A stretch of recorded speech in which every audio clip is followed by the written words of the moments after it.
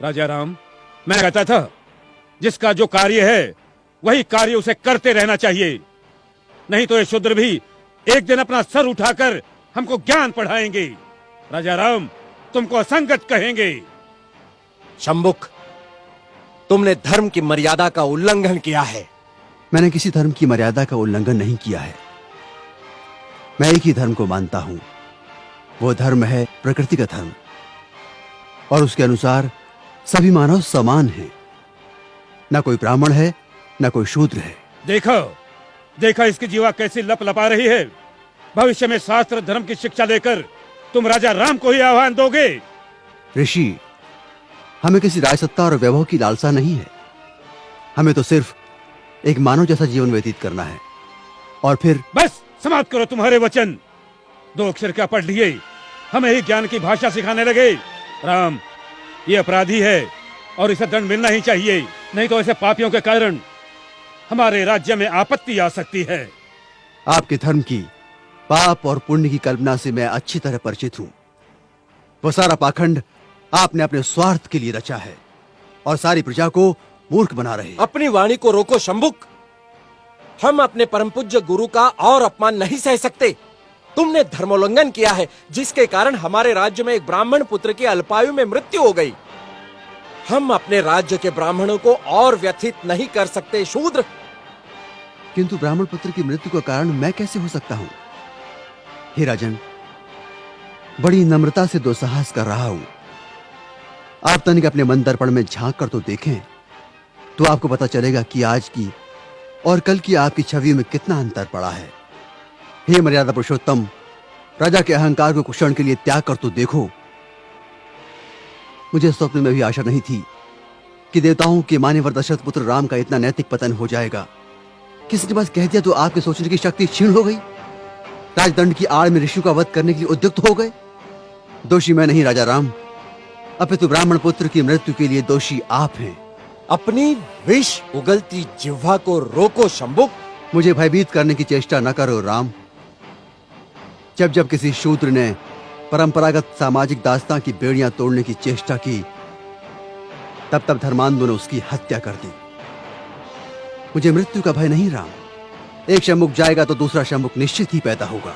शंभुक, मैं राम, स्वाभिमान और स्वतंत्रता का लघु जीवन भी दास्ता और अपमान से भरे दीर्घायु से कई गुना सुखकर है।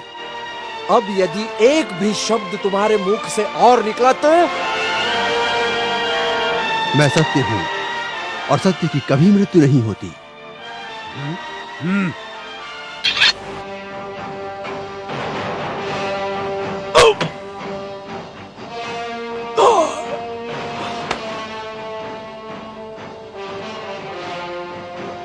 न्याय प्रिय प्रभु रामचंद्र की जय। न्याय प्रिय प्रभु रामचंद्र की जय। न्याय प्रिय प्रभु रामचंद्र की जय। न्याय प्रिय प्रभु रामचंद्र की जय। न्याय प्रिय प्रभु रामचंद्र की करो, जय जयकार करो। ब्राह्मणों के जाल में फंसे श्री रामचंद्र की जय जयकार करो। कपट से बाली का वध करने वाले श्री रामचंद्र जी की जय जयकार करो। अपनी पत्नी का त्याग करने वाले श्री रामचंद्र की जय जयकार करो। महर्षि शंभुक का वध करने वाले राम की जय जयकार करो। करो, जय जयकार करो, ताकि इनके काले कारनामों पर पर्दा पड़ता रहे।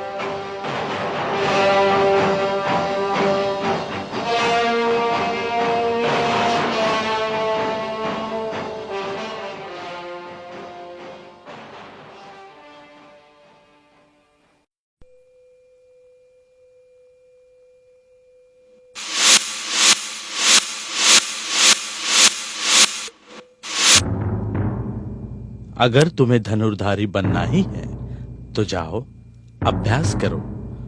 अभ्यास करने से कुछ भी प्राप्त हो सकता है।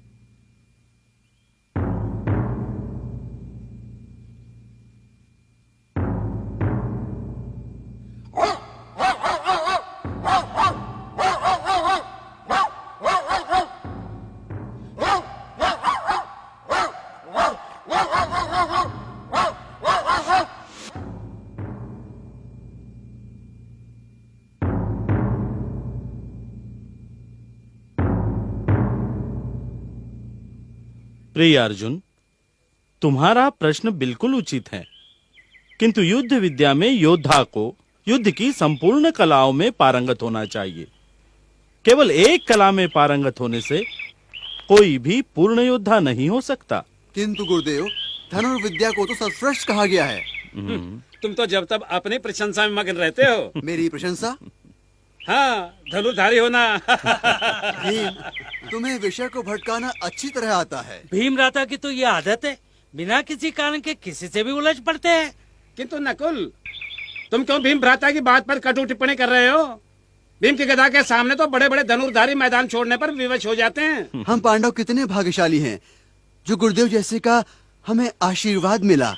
अर्जुन सत्य कह रहा है गुरुदेव, आपके विशेष प्रेम तथा वात्सल्य से ही हम पांडव सारे पृथ्वी स्थल पर अजय होंगे। मेरे प्रिय शिष्यों, मैंने हमेशा तुम सबको पुत्रवत माना है और तुम्हें शिक्षा देने हेतु अपनी संपूर्ण अस्त्र शस्त्र विद्या का भंडार तुम्हें सौंपा है, जो कौरवों के पास भी नहीं है। गुरुदेव, आश्चर्य! रक्त की एक बूंद भी नहीं, बिना क्षति पहुंचाए। गुरुदेव, ये कला आपने आज तक हमें नहीं सिखाई। अर्जुन, आज तक मैंने अपने मन और वचन से अपनी संपूर्ण विद्या का दान केवल तुम्ही लोगों को दिया है। पता नहीं कौन होगा ये धनुर्धारी। धनुर्विद्या का इतना श्रेष्ठ प्रदर्शन मैं भी प्रथमतः ही देख रहा हूं। ठीक है, आओ देखते हैं कौन है ये धनुर्धारी।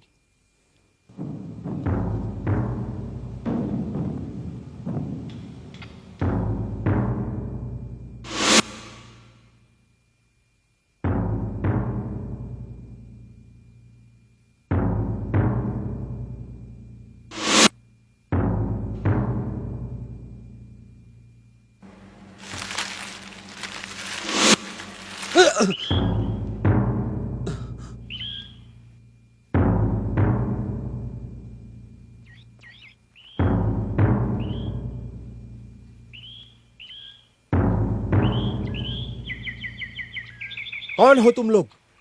भद्र पुरुषों, तुम्हारे आगमन से मेरी एकाग्रता भंग हो रही है। मैं युधिष्ठिर, ये मेरे अनुज भीम, अर्जुन, नकुल और सहदेव। क्षमा चाहता हूं वीर पुरुषों, मुझे पता नहीं था कि आगंतुक आप लोग हैं। क्या उस कुत्ते का मुख तुमने ही? जी हाँ मान्यवर, वो मेरे अभ्यास की एकाग्रता को भंग कर रहा था। कहां से सीखी है ये कला? कौन है तुम्हारे गुरु? मेरे गुरु हैं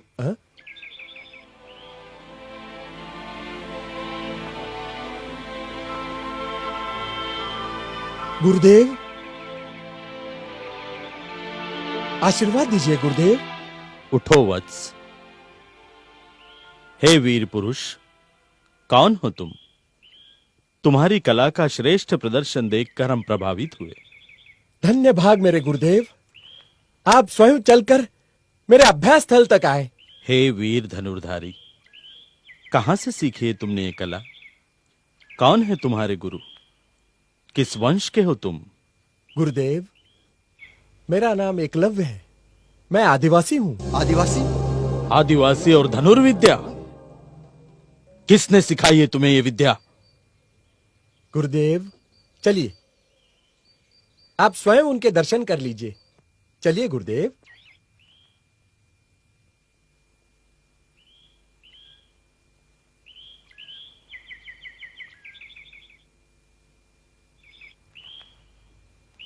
गुरुदेव, ये रहे मेरे परम पूज्य गुरु श्री द्रोणाचार्य जी। मैं और तुम्हारा गुरु? हाँ गुरुदेव, आप ही मेरे गुरु हैं। गुरुदेव, आपने तो हमें वचन दिया था, फिर ये विद्या इसे कैसे सिखाई? देखो एकलव्य, मैंने प्रत्यक्ष या अप्रत्यक्ष कभी भी तुम्हें धनुर्विद्या की शिक्षा नहीं दी। गुरुदेव, मैंने तो अपने मन से आप ही को अपना गुरु माना है। मेरा अंतर्मन सदा आप ही की पूजा करता आया है। गुरुदेव, यह आप ही की प्रतिकृति है। मेरे तो कुछ समझ में नहीं आ रहा है। एकलव्य, तुम ही सारा वृत्तांत विस्तार से कथन करो। गुरुदेव, आप भूल गए? स्मरण कीजिए, कुछ वर्ष पूर्व मैं आपके पास धनुर्विद्या प्राप्त करने की कामना लेकर आया था, किंतु आपने मुझे, गुरुदेव सचमुच भूल गए मुझे। युद्ध कला में सबसे महत्वपूर्ण आयाम है एकाग्रता। योद्धा अगर एकाग्र चित्त हो तो गदा ही क्या, वो किसी भी शस्त्र का प्रयोग निपुणता से कर सकता है, विजय प्राप्त कर सकता है। आज तुम लोग मेरे समक्ष शस्त्र विहीन उपस्थित हो, क्योंकि विशेष प्रयोजन से मैंने तुम लोगों को निशस्त्र यहां बुलाया है, ताकि तुम लोग एकाग्र चित्त को प्रधानता दे सको। गुरुदेव, गुरुदेव, मैं आपसे एक याचना करने आया हूं। याचना? कैसी याचना? गुरुदेव, बचपन से ही मैं एक स्वप्न देखते आया हूं कि मैं सबसे बड़ा धनुर्धारी बनूं। गुरुदेव, मैं आपसे याचना करता हूं कि आप मुझे विद्यादान करें। उठो वत्स, सर्वप्रथम मुझे ये बताओ, तुम्हारा नाम क्या है? कौन हो तुम? किस वंश के हो? गुरुदेव, मेरा नाम एकलव्य है। मैं आदिवासी हूं। क्या आदिवासी? क्या सेवा धर्म छोड़कर शूद्र क्षत्रिय बनेंगे? धर्म के विरुद्ध आचरण करेंगे? शूद्र होकर धर्मोल्लंघन का विचार भी मन में लाने का साहस कैसे कर रहे हो तुम? अब तो भ्राता अर्जुन शूद्र भी तुम्हारे साथ धनुर्विद्या सीखने लगेंगे। भ्राता भीम, अब तुम भी सावधान हो जाओ, कहीं ऐसा ना हो कल कोई शूद्र गदा उठाए तुमको ही ललकारने लगे। देखो एकलव्य, धर्मानुरूप धनुर्विद्या सीखने का अधिकार केवल क्षत्रियों को है, और तुम्हें यह विद्या सिखाकर मैं धर्म के नियमों की बलि नहीं दे सकता। मेरा तुम्हें एक उचित सुझाव है, धनुर्विद्या सीखने का विचार तुम अपने मन से ही त्याग दो। किंतु गुरुदेव, मेरा स्वप्न। देखो एकलव्य, मैं विवश हूं, मैं तुम्हें अपना शिष्य नहीं बना सकता। अगर तुम्हें धनुर्धारी बनना ही है तो जाओ, अभ्यास करो। अभ्यास करने से